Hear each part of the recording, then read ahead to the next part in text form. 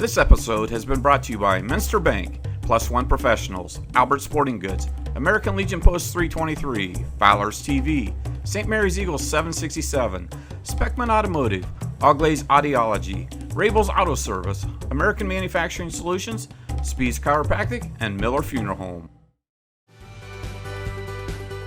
The Friends of the St. Mary's Theater need your financial help to secure a state grant, which we need to raise $500,000 in individual contributions by the end of 2021. Any donation is welcome, and suggested donations, which can be pledged, are $200, $1,823, $2,023 and beyond. Send check to Friends of SM Theater, P.O. Box 382, St. Mary's, Ohio, or visit Graham Opera House Live to make an online payment to the 501c3. The time is now to make this happen. See more on our Facebook page at Graham Opera House Live.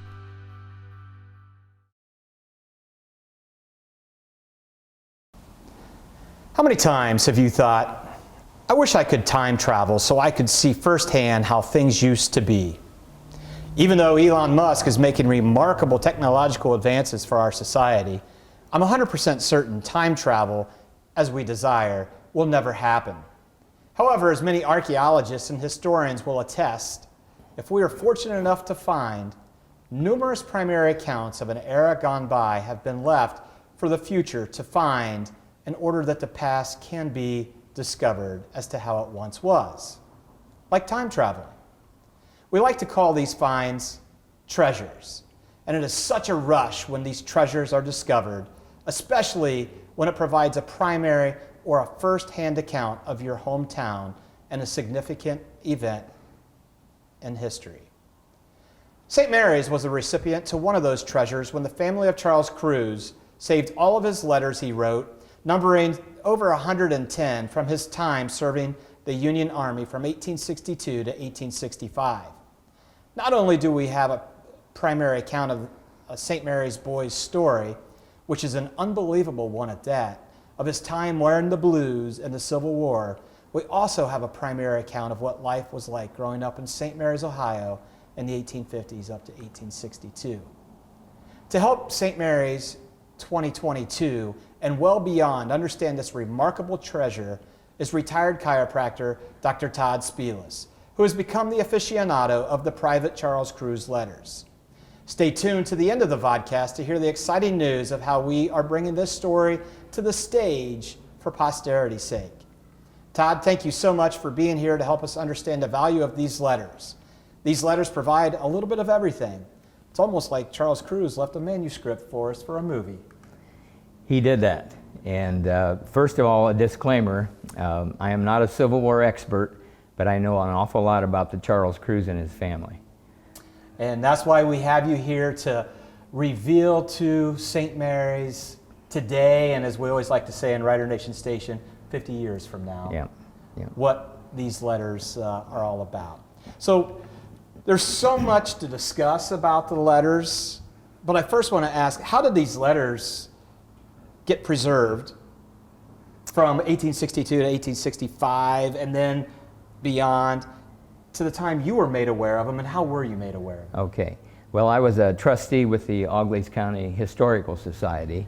The president at that time was George Neergarter, and we had been discussing my newfound interest in the Civil War after watching the Ken Burns series. Yes. And so at one of our meetings, George slaps a big manual of letters in front of me. He says, take a look at these and let me know what you think. He said, nobody can find anything on this guy. Well, I took the letters home, and a few nights later I picked it up. I read the first 3 letters, and at that point my life changed, because I became a historian, I became a researcher, and this was all brand new to me. Yeah. But there was a treasure trove of information on Charles and his family at the Auglaze County Courthouse, at the Auglaze County Library, and through those researches done at those places, and by the way, the county employees were so helpful. They wanted me to find out what I could. And through that research over there, I was able to locate a family member, a descendant out in Oklahoma. And it turns out this gentleman is the family historian, and he was absolutely flabbergasted at the existence of these letters. So if we go back in time a little bit, the Kruse family came to St. Mary's around 1835. Okay. And the parents were named John and Sarah, and John was a shipbuilder on the East Coast in New Jersey. And he came to, and he had heard about the Miami Canal. He was a shipbuilder, so he located here south of St. Mary's. He had a 5-acre parcel on the northwest corner of Beach Street and Greenville Road. There is still a house at that location. Yes. Whether or not that is the actual location, we don't know. But he also had a dry dock. And that dry dock still existed until 1997 when it was filled in because of the deep impression and I suppose for safety reasons. But And by dry dock, he would bring the canal boats in. the boats would come in off the canal. They would prop them up on what we would think of as stilts, let the water out of the dry dock, and like they could repair Sure. hulls and so on like that. Charles was the youngest of 4 kids. He had 2 older sisters, Hetty and Martha. Martha and her husband John lived in Indiana. They eventually settled in Illinois. Hetty and her husband John, Hetty and John Ike, lived in Sydney, Ohio. Okay. Both of these women had children, and then Charles had an older brother named George. He was kind of the black sheep of the family. He was getting in trouble quite a bit, and Charles was made aware of this through the letters from his mother when he was in the service. So we got the 4 children, and by the way, being inside the walls of this historic building is such a treat for me because this is where Charles worked.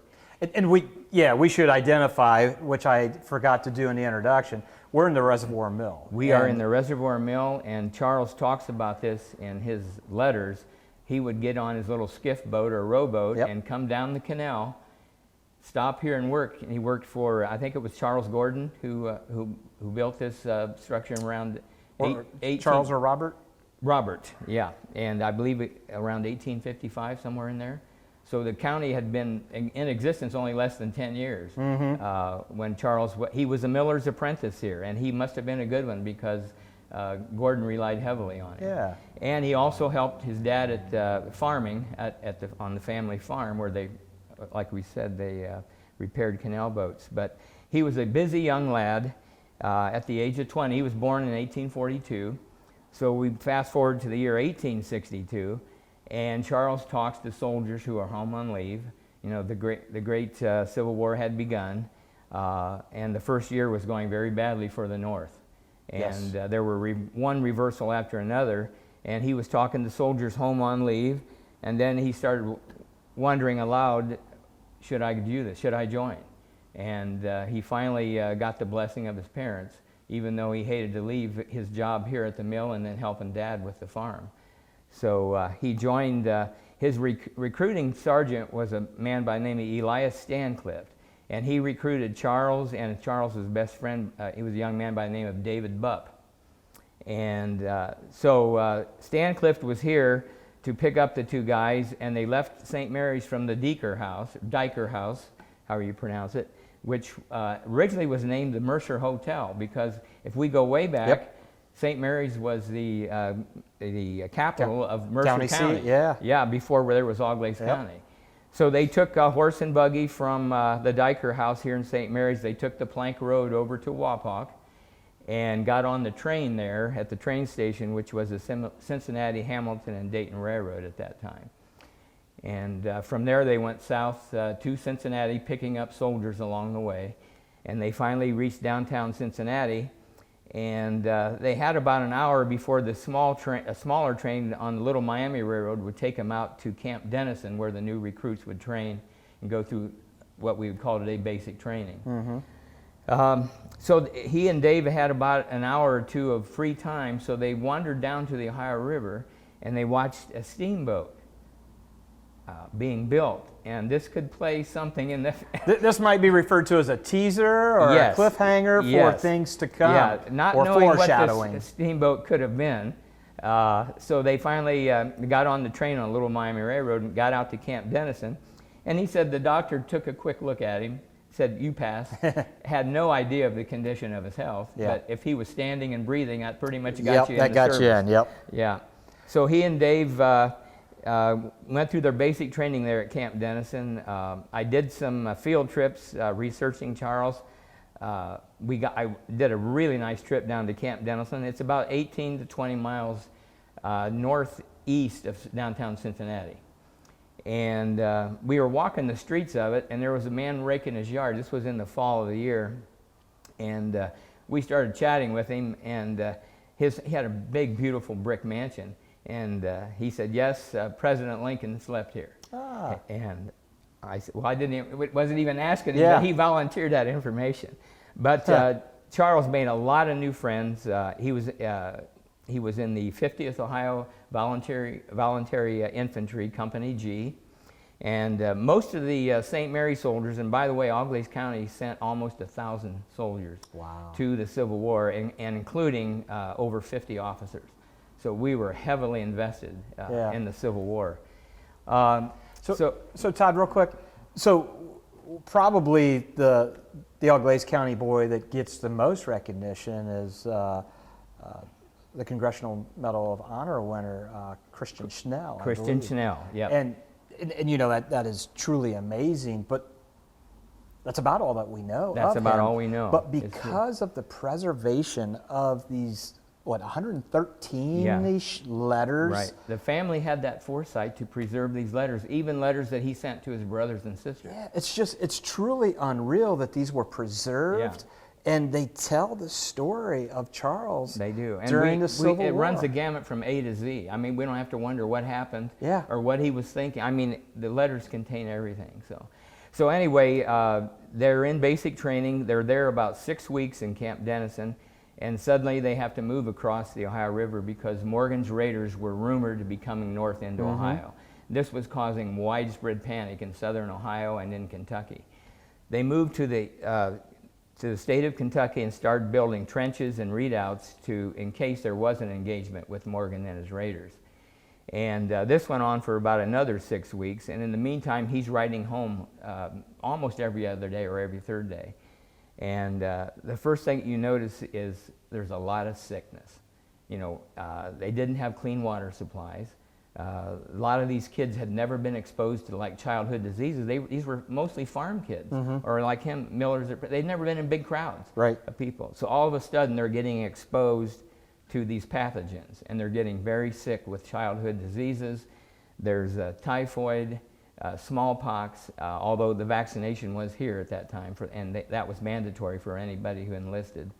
But the big killers to the soldiers on both sides of the Civil War were diarrhea and dysentery. Diarrhea and dysentery killed more soldiers than battle, which is astounding when you think about it. And then the second biggest thing that caused depletion of the troops was desertion. The South had almost 100,000 deserters, and the North had 250,000 deserters. These guys would, now many of them came back. They would go home and people started calling them cowards and shirkers and whatever, and they would come back. But desertion and disease were the two big problems for both armies. And even to go along with that, if you were wounded in battle and you were taken to the medical unit, your chances were not great because of the unsanitary medical practices of the time. I think 1 out of 65 soldiers died of battle wounds. 1 in 10 was wounded, which would be totally unacceptable today. And 1 in 13 died of disease. So, so we didn't have clean water supply, we didn't have antibiotics, and hygiene was not even thought about at this point in the war. So when Charles enlists, and why did he? What was his cause for doing so? I think it was his interaction with soldiers home on leave, and also he was very patriotic, and he wanted to preserve the Union. To preserve the Union. You bet. Yes. You bet. It was not to free the slaves, at least initially. There is some racism in these letters. I mean, but that's how it was then, and we don't want to paint over that. But I think what we find as the war evolves is that he does change his tune. He has a change of heart after he has been in several engagements and seen the horror of war. Yes, there was a change of heart. because he comes to the point where he says, this country can't exist with slavery. Yes. Yeah. So anyway, we're down in Kentucky, and we're building the redoubts, the trenches, and we're moving around Kentucky, and in the fall of 1862 was a severe drought. The whole region was dry. And the Great Army of the Ohio, and by the way, the North named its armies after rivers, and the South always named its armies after states, states' rights. Yes. So we had the Great Army of the Ohio going south looking for water. We had the Great Army of the Mississippi coming north looking for water. And it was October the 8th of 1862 that these two great armies bump into each other in the early morning hours looking for water. And the first skirmishers start firing. And this turned out to be the Battle of Perryville. This was a village 1/3 the size of New Knoxville. So we got 300 people here. And we had 38,000 soldiers engaged. Wow. It was an absolute disaster. The fighting went on all day of October the 8th, and it was a very hot day besides being dry. And there were over 7,000 casualties by the end of the day. And the strange thing about this Battle of Perryville, this was called the Battle for Kentucky. And President Lincoln himself says, however Kentucky goes, the rest of the Union goes. Kentucky was a border state, along with, Delaware, Maryland, Missouri, and later on, West Virginia. So these border states were critical to the Union. And in fact, officers from the border states received advancements and increased pay ahead of regular officers if they would stay loyal to the Union. So critical Yes. thing. So the interesting thing about the battle, the North sustained more casualties, but the South abandoned the battlefield. Didn't make sense, but just because of the condition. And an interesting fact about this battle, there was an atmospheric phenomenon called acoustic shadows. And because of the rolling topography of the land where the battle was taking place, there were entire units that couldn't hear the battle and thought nothing was going on. Oh my. So we literally had 3 units of infantry for the North that were never engaged because they didn't know anything was going on. And so this had happened, or will happen at other battles during the Civil War, but acoustic shadowing.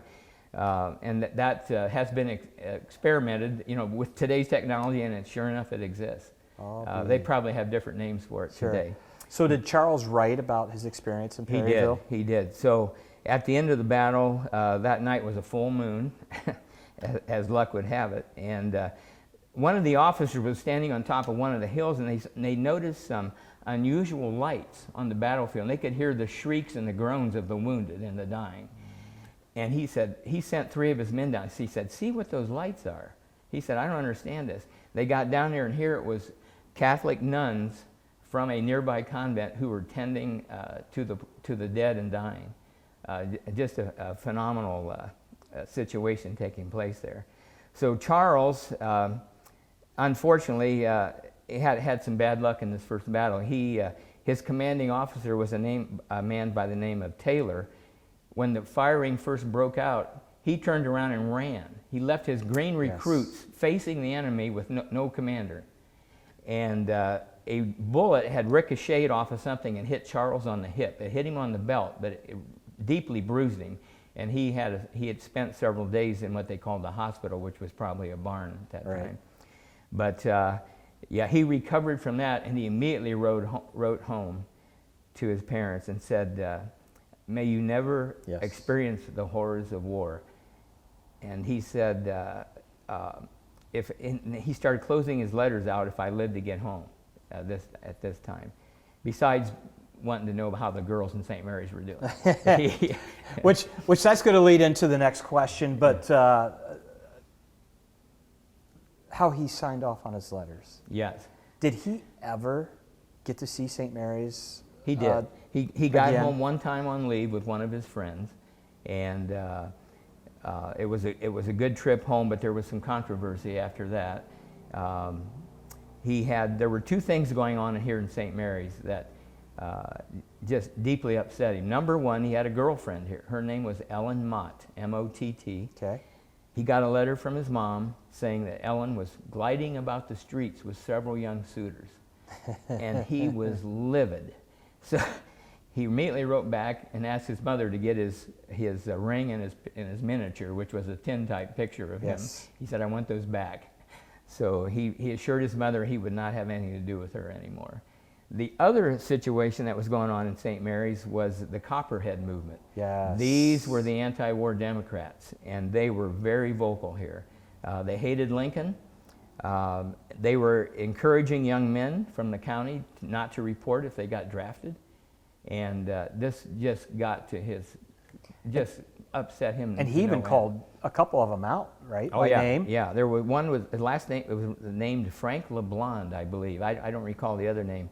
But he named him and said that he would take care of him if he gets home. Mm-hmm. So, I mean, this was serious stuff. Well, you mentioned he was extremely patriotic for the reason to join, preserve the Union, and he's not going to let the Copperheads. And this was, they called it the rich man's war because if you got drafted, you could pay a substitute $300 to go in your place. It was like a scutage or a scoot. I don't know the pronunciation, but yeah. So anyway, Charles did get home on leave once and had a good visit. And then on his way back, they were on a steamship with one of his buddies, and there was an explosion on the ship going back to Louisville. They took the train to Cincinnati, got on the steamship. They're going back to Louisville where their headquarters were. And there was an explosion in the boiler room. Well, not much happened here, but this was a foretaste of things to come. Little did he know it, and little did anybody. If you read the letters, you don't know what's coming. Yeah. But yes. And again, like we said, he's almost left a manuscript for a movie that you almost think is Hollywoodized, but it's what he experienced. Yeah. Now, he probably had part of a grade school education. He would write cursively, but he would spell phonetically. Mm-hmm. So soldier would be S-O-L-J-E-R, things like that. Yeah. And but he painted a picture with his words, like the birds singing, the flowers blooming, the leaves budding out on the trees.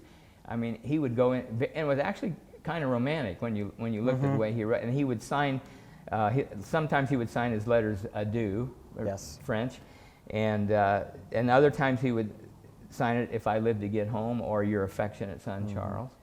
So in the meantime, Brother George upsets the entire family. He had moved to Piqua. He brought a lady home by the name of Josephine Richmond, and the family did not approve of her one bit, and just upset the parents to no end. Immediately, Charles gets a letter about what his brother's doing to the family, and Charlie actually, he wrote back and said, if I live to get home, I'm going to put a bullet through her head. Oh. So he was taking this quite seriously for his mother. I don't know if he meant it. I hope he didn't mean it, but there was little tolerance for variances at that point, because he was living out his patriotism. And his brother George and his wife Josephine ended up having 8 children. They moved to Piqua, Ohio. And George did join the Union Army at the end of the war. He never saw action. Okay. Charles was a private, and he eventually achieved the rank of corporal, but that did not last long. He lost it, yeah. He lost it because he was head of a picket. So you had a corporal and 3 soldiers underneath you. And the corporal had to make sure that they switched positions every 2 hours. So you had a guy up on the picket and 2 guys resting along, but the thing is the corporal couldn't rest. He couldn't sleep. He had to stay awake the whole time. Well, his guys had been on a forced march. They were tired. He couldn't get them motivated, and consequently they had abandoned their picket area, and Charles was demoted because of this. Now, as far as money goes, as a new recruit, he was getting $13 a month. As corporal, it went up to $19 a month, but like I said, that didn't last. He eventually got in the color guard later on in the service, where he met some very interesting people as well. I think something that's interesting, you think about how long it took for mail to get sent from St. Mary's to wherever, and they actually found him, but wouldn't he actually send money back home? He would send money home? like certain products were so much cheaper in St. Mary's to be shipped back. Yeah, the sutlers, which were the people that followed the great armies around with their supplies and sold them to the soldiers. For instance, a plug of tobacco in St. Mary's would be 25 cents. Down there in Louisville, from a sutler would be over $1. That was a lot of money back then. A brand new pair of boots was $3.25, but he could get them cheaper here. Yeah. So he had his parents sending him a lot of things, handkerchiefs. They called their shirts blouses, and they would send him blouses or personal items. But he tried several times to quit chewing tobacco, but he couldn't take it because of all the stress they were under. So his mother would receive the money and buy what? Sometimes he just told him to hold it till he got home. Okay. Or if Dad needed it to working on the boats and things, to go ahead and do that. Yeah. So he must have had a real endearing relationship with his mother. Right. And I think he upset his mother at one point in time. Well, he did. And through the letters, we also found that they were Christian and they were Methodist by faith. And his mother would send him The Advocate, which was the official publication of the Methodist Church. And he would read that and make sure that he would quote some lines to it when he would write home to make sure they knew he was being a good boy, as he said. So, and then you asked me a question here. That he upset his mother with maybe a visit home with another lady. Well, there was a married woman here in town who was inquiring heavily about him. And he promised his mom he would have nothing to do with a married lady. But, when these young, handsome guys came home in their uniforms, that was something to some of these people. Yes. And could arouse the passions.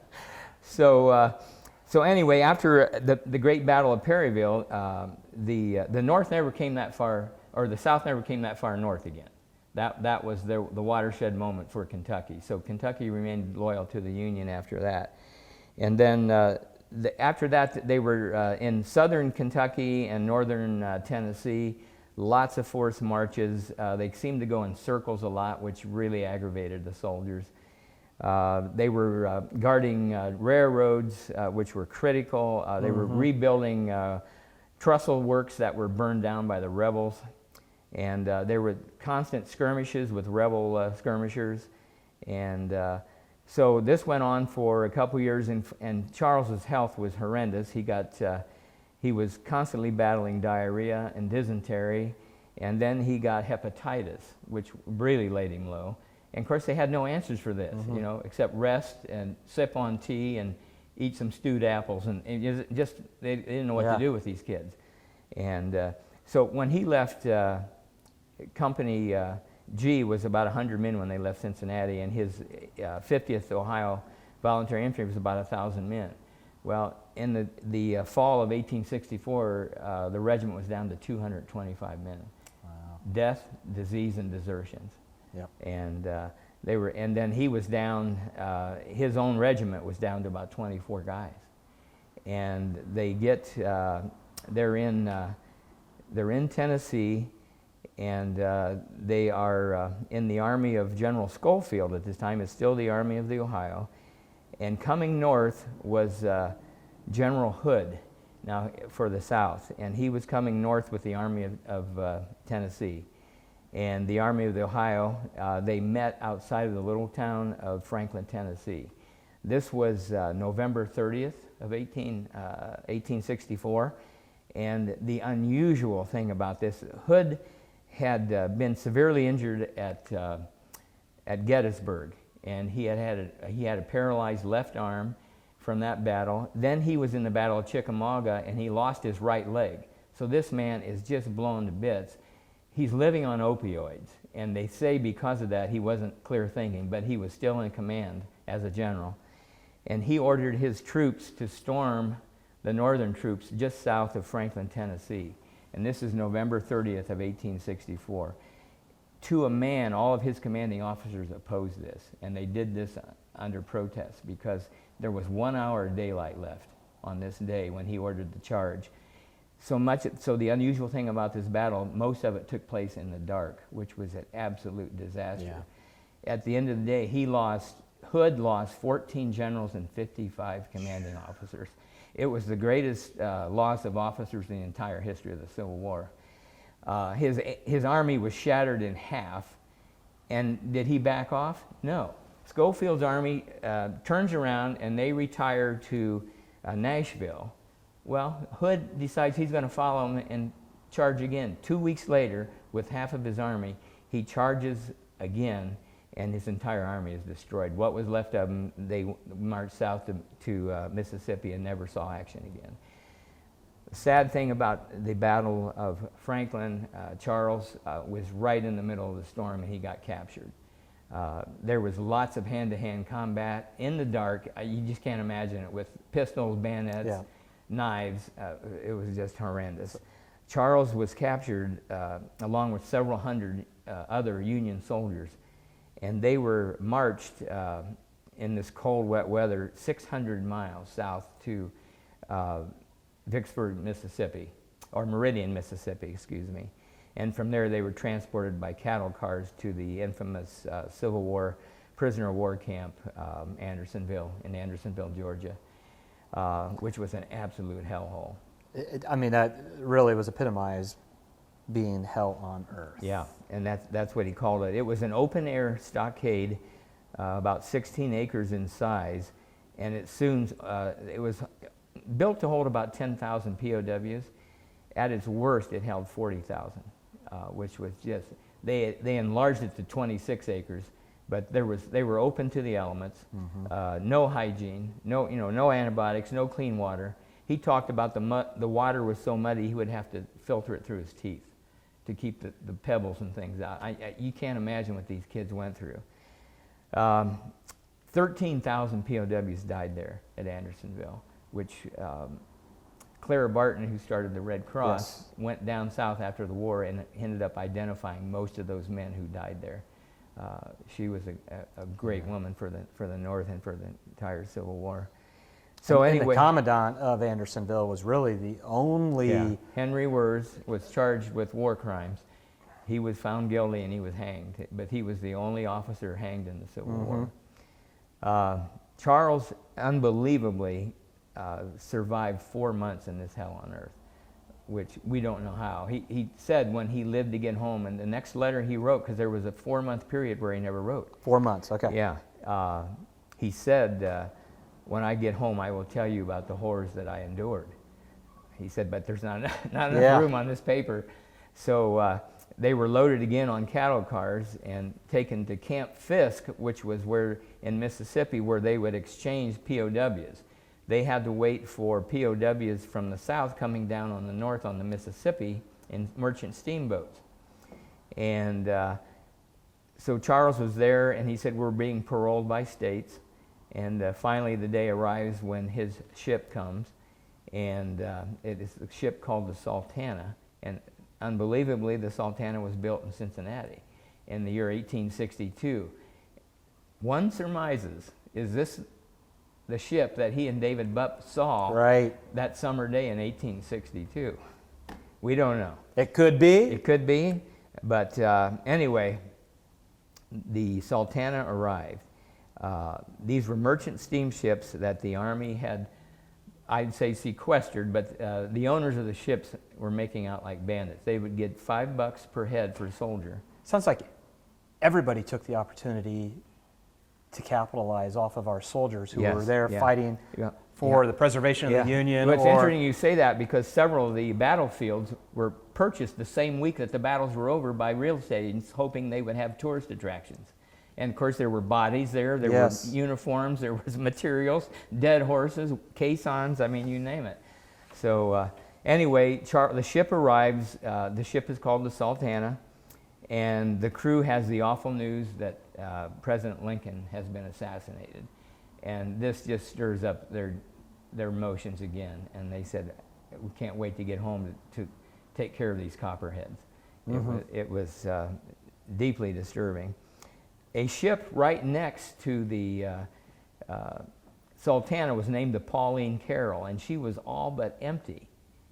and so they're just loading these young soldiers. Some of them are so sick they had to be carried on because they were emaciated from times in the prisoner of war camps. They were just packing these kids in there. They actually loaded almost 3 train loads of kids. So by the end of that evening, there were 2,500 people, including civilians on this, plus hogs and cattle, coal and wood. There were cases of wine. There was corn. There was food. And way overloaded. And as you mentioned, the ship right next door or right next to it was empty. So, and that may have been because of greed. That's exactly right there what of it getting was. the word That's spread exactly that what it. So I said $5 per head, but if you were an officer, they got $10 a head. So the owners of the ships were making out like bandits. Yes. Well, the Pauline Carroll apparently didn't have a contract with the U.S. government. So she was sitting there empty, and a mini revolt broke out on the Sultana, saying, why are we being packed on here like hogs when that ship is empty? And so the officers of the Sultana said, that ship's got smallpox. You don't want to be close to it. So that lie, well, settled them down. Yep. So they depart from Vicksburg with 2,500 souls on ship. Now, on the way down, they had a problem with the boiler. And there were 4 boilers, giant boilers in the boiler room. This ship was 3 stories high. And there were so many people on board that they had to put extra stanchions on because the floors were actually warping. And they were in fear of collapsing, so they put stanchions underneath them to make sure they could to hold the extra weight. A boiler on the way down developed a problem, and a temporary patch was put on one of their stops to hold this boiler. And so on the way home, they had stopped in Helena, Arkansas, for supplies and relief, and it was the last known picture taken of the Sultana. But they said there was a cameraman on the shore, and when the word got about they're getting their picture taken, so many soldiers rushed aside that the ship actually started to tilt. So they had to tell them to get back. There was that many people on board. But they did take a picture, and that was the last known picture of the Sultana. And then later that night, early in the morning, just outside of Memphis, that weak boiler blew and caused a chain reaction, and the entire ship exploded, and just a cauldron of fire, steam, burning coals and timber. It was just, and many of the soldiers drowned because they were so weak they couldn't swim. Many were scalded to death. Yep. And there was a loss of somewhere around 1,700 lives, including civilians. And when you take that number, and you look with any other maritime, this was the greatest disaster in the history of America. Eclipses the Titanic. Eclipses the Titanic probably by a couple hundred souls. Yes. Yeah. So bodies were washing ashore for weeks after this. The ship finally burned down to the water level and sank. And Charles was never heard from again. And his friends that did make it home said, yeah, he was there, he was with us. So they don't know what happened. And so he leaves St. Mary's to fight in the Civil War, fights in some major campaigns, survives Andersonville. He survived the worst of the worst. Even though he's packed in like livestock on the Sultana, you just have to imagine. They had this hope they were going to be home in a few days. He can taste his mother's cooking. Yeah. He can see this mill that we're doing this interview from, and probably with the hope of returning to work. Yeah. He can envision helping his father at the dry dock and repairing the canal boats. Yeah. He's got about 900 miles to travel from Vicksburg to St. Mary's, but he's close. Right, he's the very war is close. over. He's close. He is close. We got his military records from the National Archives, and he was, he had dark hair, dark eyes. He was a handsome young man, but he's only 5'5" and weighed 124 pounds. But he actually gained about 26 pounds while he was in the service, in spite of all of his illnesses. So I'm thinking that extra weight is what helped him survive Andersonville. He had a little bit of storage there that he could rely on, because the rations were so meager that most of the men died down there of starvation in Andersonville. So after the Sultana explosion, those survivors made their way homes by other means. A national cemetery was started in the Memphis area. There was a congressional hearing. One man was the owner or the captain of the ship was court-martialed, and that was later reversed. So, you know, the nation was just extremely tired of this war. Yeah. You know, that they thought was going to be over very, very quickly. 600,000 had lost their lives. Yes. 2% of the population was gone. You know, at that time, when the war started, there were 21 million people living in the North, and of the 11 seceded states, there were 9 million people, but 4 million of those were slaves. So this was a war of attrition from the get-go. When the Union lost a soldier, he was replaced. When the South lost a soldier, he was gone forever.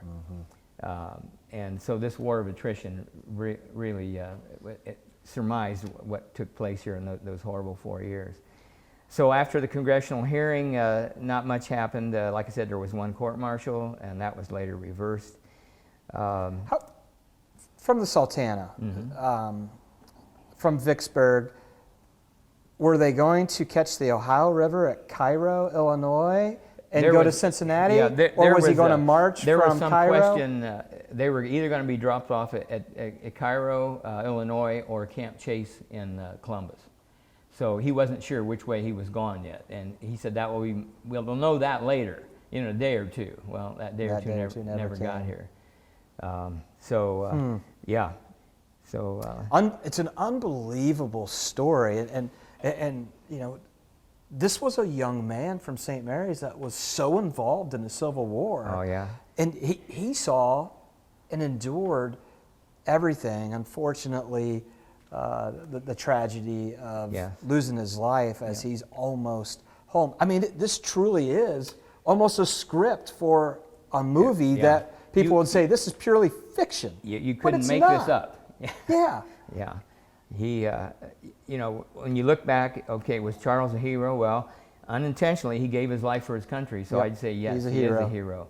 His unit was right in the firestorm of every engagement he was in, you know, and he was only wounded once, which was a miracle in itself. Yes. I mean, he survived 4 months of the siege of Atlanta, and he was in battles daily. Right. Never got hurt. But unbelievable. But the Sultana did him in. Yep. If we have time, he mentions a lot of St. Mary's boys in his letters. I'd like to read what happened to him. Yes. Just, this is amazing. These are people that he mentions in his letters that he had befriended or he knew them before they left home. Charlie Medbury, he was killed at Nickajack Creek, which was part of the Atlanta campaign. Elias Stancliffe, that was his recruiting sergeant. He was wounded at Spring Hill, Tennessee, and was mustered out in the hospital. Tony Anderson, he was his commanding officer after Stancliffe got injured. He was transferred to another company, and he was mustered out at the end of the war. David Bupp, his best friend, and his other best friend, William Kennedy, were both killed at Perryville. Can you imagine? You know, you're 20, you just left St. Mary's, and your two best buds are gone. Yep. William Piper, he was mustered out at the Tripler Hospital in Columbus. Philip Hammond, he was discharged at the end of the war. James Cahill resigned. We don't know about what that was about. William Green, who he talks about late. In fact, William came home with him when he was on leave. William died on the Sultana. John Duncan, he was paroled as a POW and was released at Camp Chase in Columbus. Solomon Denny, he was discharged with a disability. Jim Folk, he was paroled as a POW at Camp Chase. Levi Hammond, he was killed at the Battle of Franklin. Charles Jeffries, paroled as a POW. John Myers, he died in the hospital at Louisville. Sylvanus Stroop died in Andersonville. And Jim Weedock, who was mustered out at the end of the war. So these are the guys that he learned to know and love over the last 4 years.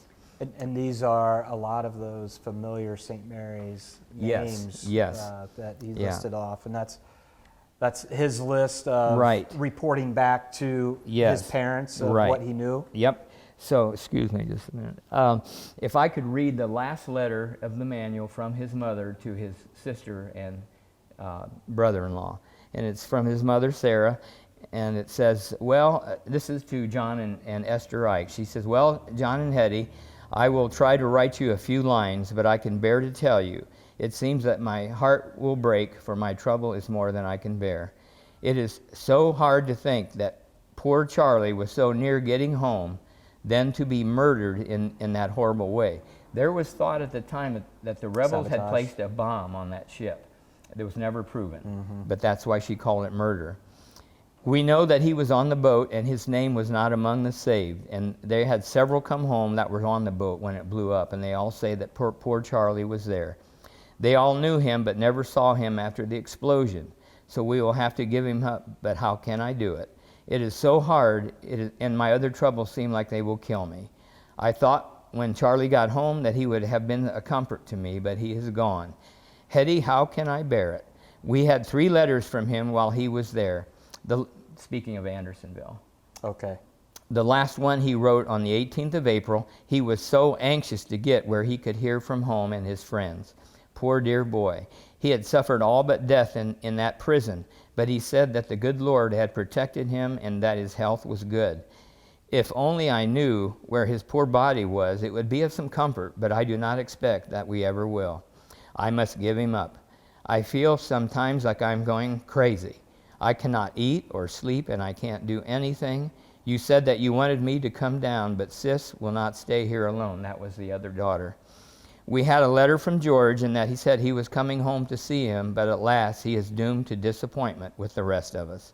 It is so hard to bear, but pray the good Lord to give me grace to support me through all my troubles, and I have had my share in this world. I would have wrote before, but I did not like to worry you until you were more able to bear it. If I can get up, or if I can get your pap to come when he gets through with his work, I will come, and if we do not, I want you to come home as soon as possible. My health is poor and my troubles are so great sometimes I feel like I cannot live through the summer, but I will try and bear it as well as I can. Now I must close, for I am so nervous I can hardly write. My love to you all, and goodbye from your affectionate mother, Sarah Kruse. And that was dated May 26, 1865.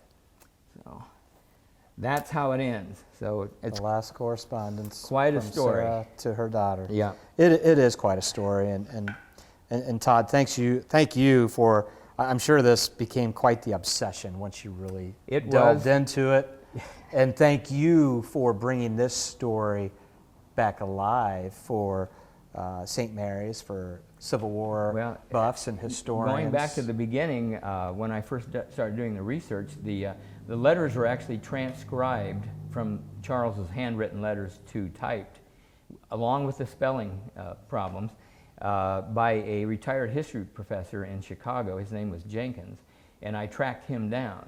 And he told me, well, he said, you won't find much on this kid because I went to the Library of Congress. Well, that wasn't the place to start. The place to start was right here in St. Mary's, Ohio. And the county courthouse and the county library were treasure troves of information. And that's how I found the living descendant. And then we went from there. Yeah. And so let's talk about the legacy of Charles Kruse, since you know, it wasn't just you, it was the transcribed letters that were left at the Evening Leader, I believe. They were left at the Leader in 1965,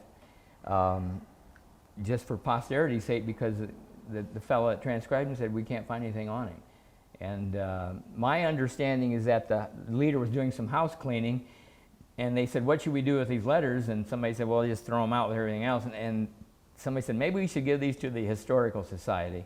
And that's where they ended up. Thankfully they did, yes. Yeah, otherwise this never would have happened. Yes, yeah. And his legacy would not be known. And I think it's extremely important, you know, with all of our military heroes, but particularly Charles fighting in the Civil War and leaving, he and his family leaving this manuscript for us to follow and understand what it was like from a primary account of this young lad fighting in the war and reminiscing about his hometown. So the legacy of Charles. Yes. I'd be remiss if I didn't mention George Neergarter. Of course, he handed me the letters and said, see what you can find. George was a consummate historian at that time. Ray Zunk, another great historian, he helped me with the research along the canal here in St. Mary's. Vern Dunges from Wapak. You remember Vern? County auditor. Great, yep, a great historian. He provided some pictures for me. And then, of course, George Pitt, the member of the family who we found out in Oklahoma, just provided invaluable information. He found pictures and other documents belonging to the family on the East Coast. So we go from Oklahoma to New Jersey, back to St. Mary's, and in and out again. Yeah. At one time, our entire dining room table at home was covered with manuscripts, with books, with maps. And my poor wife, she didn't quite share the obsession. She said, "When is this going to end?" And I said, "I don't know, but this is just getting more fascinating by the moment." So I can't even imagine what you were enduring and excited about as more and more just continued to be unraveled.